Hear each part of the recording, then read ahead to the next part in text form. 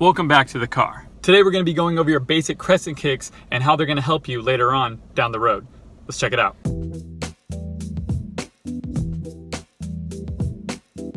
I'm Anthony and welcome to Upraiz, the channel. It's all about helping you build a solid foundation for your tricking so that you can excel at the sport. Today we're going to be getting into crescent kicks and why they are so important for hyper kicks. And before continuing this video, I recommend that you have completed level 2.5. If you have not, you can click right there for that whole level. And welcome everyone who has made it to 2.6. It has been a rough road, not really, but a kind of weird one for sure. Nice try, Robin. Nice try. So you can think of a crescent kick kind of like a round or a hook kick, but with your hips squared instead of turning them over. And there are two types of crescent kicks, an inside crescent kick, which is a round kick variant, and an outside crescent kick, which is a hook kick variant. And the reason why these are so important to learn right now is because the hyper kicks in this curriculum are all going to be using crescent kicks. So if you're someone that wants a very good 540 kick or some shuriken variant moves or whatever, these are going to be very important for you to get on smash. Now there's really not much to get into when breaking these moves down. If you have all the basic kicks from level 1, this is going to be super easy. So the first move is going to be a swing inside crescent. The second move is going to be a cheat inside crescent. The third move is going to be a pop inside crescent. The fourth move is going to be a cheat outside crescent. The fifth one is going to be a swing outside crescent. And the last one is going to be a pop outside crescent.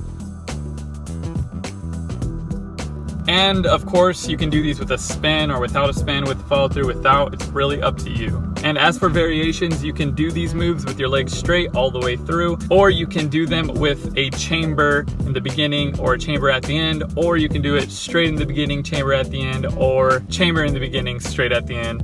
That is completely up to you and whatever you want to do with that.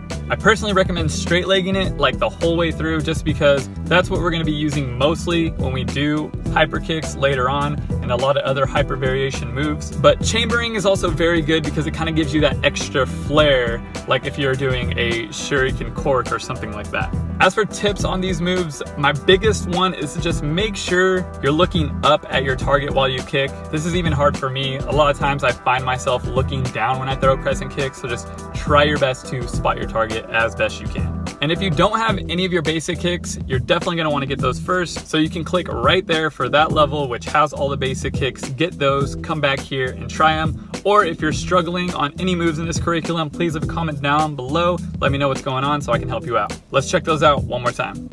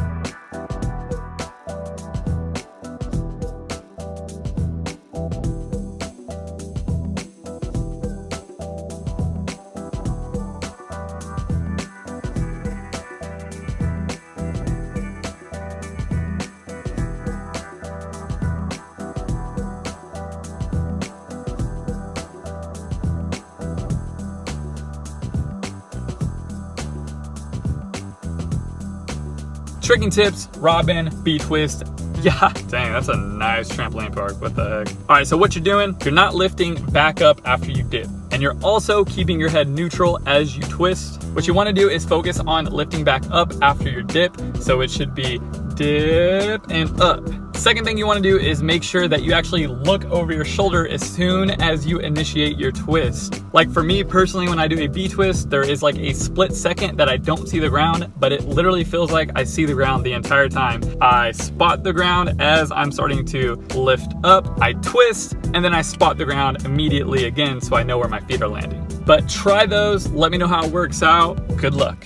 Good luck, soldier. And if you would like to be featured on the next tricking tips, please leave a comment down below and send me a video, preferably on Instagram, but whatever works, honestly. So that's it for today's video. I just want to say thank you to all the patrons who are supporting this channel. It means a lot to me to have you guys supporting me as much as you do. If you enjoyed this video, please leave a thumbs up. If you're new here, make sure you subscribe. Next, we'll be moving on to a bonus tutorial, and it'd be awesome to have you with us. Keep tricking, stay motivated, Upraiz. Peace, guys.